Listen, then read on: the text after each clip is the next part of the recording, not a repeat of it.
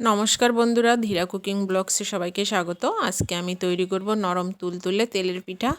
আমি এই রেসিপিটা কিভাবে করছি আপনারা পুরো ভিডিওটা দেখতে থাকুন, আমার সঙ্গে থাকুন। আর আমার ভিডিওগুলো কিন্তু বেশি বেশি করে দেখবেন, লাইক করবেন, শেয়ার করবেন, কমেন্টস করবেন আর সাবস্ক্রাইব করতে কিন্তু ভুলবেন না।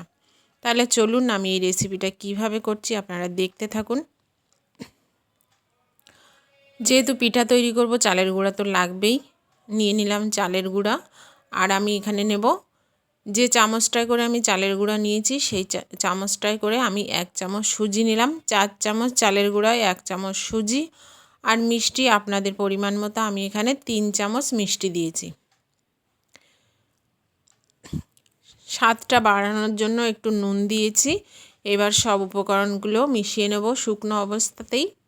এবার অল্প অল্প করে আমি যে তেলের পিঠাটা তৈরি করব তার গ্রেভিটা অল্প অল্প করে জল দিয়ে মাখিয়ে নেব। একসঙ্গে বেশি জল দিয়ে মাখাতে যাবেন না, অল্প অল্প করে জল দিয়ে মাখাবেন।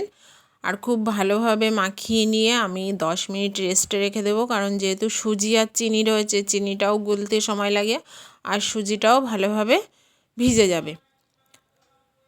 10 মিনিট পরে আপনাদের দেখিয়ে দিচ্ছি। দেখুন গ্রেভিটা কিন্তু অনেকটাই পাতলা হয়ে গেছে, আমি অনেকটাই ঘন রেখেছিলাম।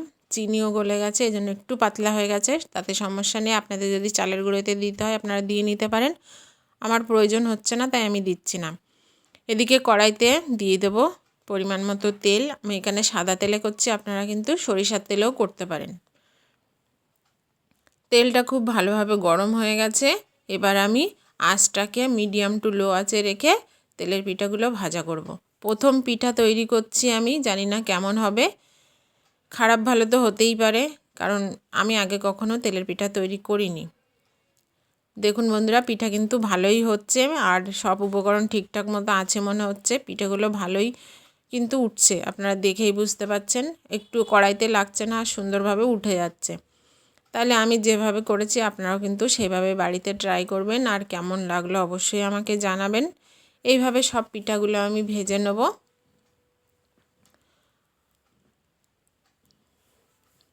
পিঠা কিন্তু তৈরি করা হয়ে গেছে, একদম নরম তুলতুলে সফট তেলের পিঠা। আজকে এই পর্যন্তই।